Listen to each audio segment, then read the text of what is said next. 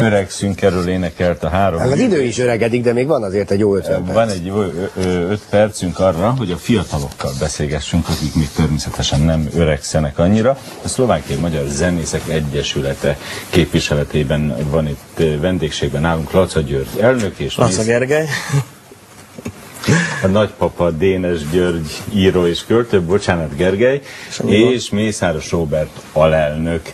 Szép jó napot kívánunk! Hát egy jó napot, szép jó napot, köszöntjük a Duna TV nézőit. Tehetségkutató verseny van szervezés alatt, ugye? Igen. Mármint a legújabb.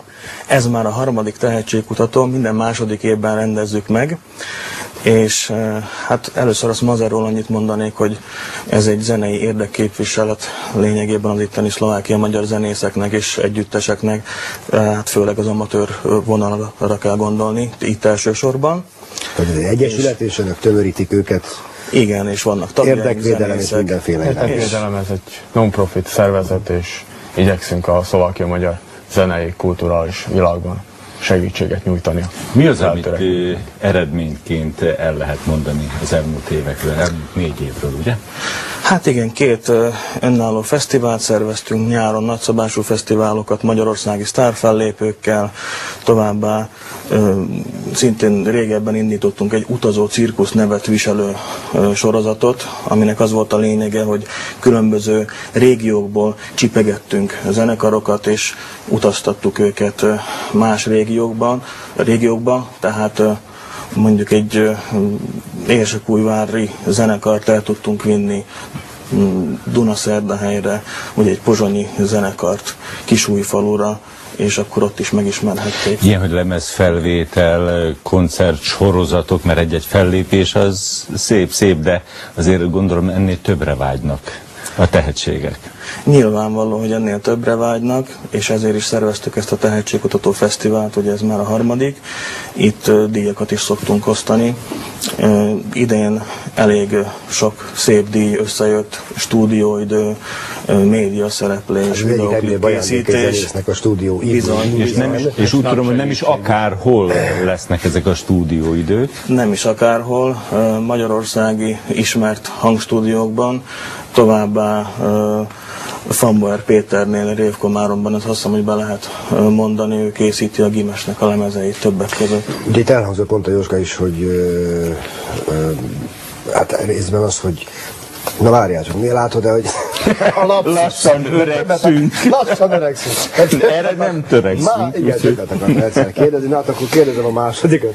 Gergely, egyébként 2 évente újítanak, ugye? Mindig van valami újdonság, érdekes, hát minden fesztivál ettől új. És idén is lesz valami meglepetés, vagy nem annyira? Idén is lesz meglepetés, ugyanis alapiskolások számára is meghirdettük.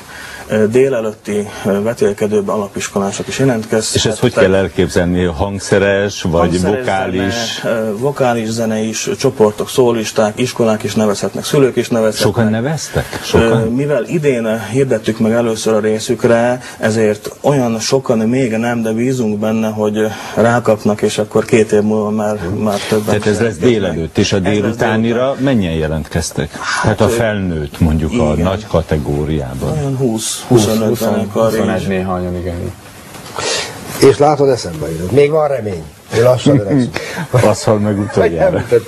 Igen, azt, hogy többre vágynak, és önök is mondták, az ifjúzenészek nincsen, csak hogy bemutatkozzanak, és esetleg koncert. Való igaz, hogyha megnyernek, vagy egyáltalán részt vesznek, mert már az, hogy részt vesz egy ilyen fesztiválon, az is egy nyereség, vagy győzelem. Mire számíthat utána egy ifjú tehetség? Tehát van stúdióidő, 1-2 koncert, aztán elfelejtik, vagy felszínen marad? Erre talán akkor válaszolok én. Mert igazából én vagyok talán azon az oldalon jobban, aki szervez különféle rendezvényeket, és igazából nekem nagy részt abban is merül ki a munkám, és azért is örülök mindig ezeknek a tehetségkutatóknak, mert új arcokat, új produkciókat ismerhetünk meg. Állandóan a köztudatban tart. És ezáltal igazából olyan embereket ismerünk meg, akik eddig számunkra ismeretlenek voltak, és most, hogy felfedezzük, főleg saját magamnak felfedezem ezeket a produkciókat, és tudom majd ezeket a produkciókat valahova vinni. Tehát mint műsorszervező. A felvidéki magyar média a Szlovák Rádió magyar adása, ugye a Pátria rádiónak hívják, illetve a Szlovák Televízió magyar adása mennyire veszi ki részét ebből a fesztiválból? Ebből a fesztiválból úgy veszik részét, hogy a helyszínen lesznek, tehát készítenek felvételeket. Mediális támogatók, igen. És valószínű, hogy egy színes anyag majd adásba kerül a rádióban erről. És ez megint nem csak önöknek jó, hanem nyilván a résztvevőknek. Természetesen. Ugye is egy kedves szokás, itt olvasom a programban, hogy minden alkalommal este 7 órakor, legalábbis idén így lesz ez, legutóbbi győztes koncertje. Igen, hát ez már egy hagyomány, ugye az első tehetségkutató fesztiválon a Csak van zenekar diadalmaskodott, tehát ők játszottak 2008-ban, most pedig a Dunaszerdahelyi Szik zenekar ad koncertet, ők voltak az előző fesztivál győztesei. Milyen műfaj? Hát ez egy ilyen keményebb, zúzósabb zene, de nagyon jó minőségű zenét produkálnak. Jó, és még lesz egy magyarországi sztár fellépünk is, nem tudom, hogy ezt akkor mondhatom. A Malaken Proletár zenekar Budapestről. Köszönjük szépen. És Gergely szintén zenész, ugye? Igen. Akkor a saját muzsikáról, zenésztársakról mit mondaná el nekünk még? Hát én az X-Pad Passport zenekarban tevékenykedem. A Lejárt útlevél. Magyarul Lejárt útlevél a neve.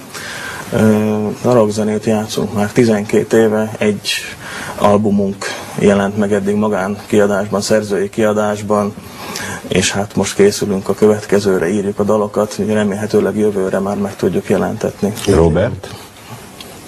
Én nem zenélek, én ahogy említettem. Szervez. Viszont nagyon fontos munkát. Igen, és most is konkrétan egy pécsi rendezvényről jövök. Ez itt látható rajtam, hogyha esetleg reklámozhatom kicsit. Ők is igyekeznek kicsit ugye a zenét, illetve a kultúrát támogatni, ez egy nemzetközi zenei tábor, ahova, ahogy említettem, egy múltban felfedezett zenekart, illetve 2 szólista hölgyet sikerült most eljuttatnom. Ők részt vesznek, ez a tábor még most is tart, én konkrétan onnan jöttem ide most, és így képviselik a szlovákiai magyar színeket.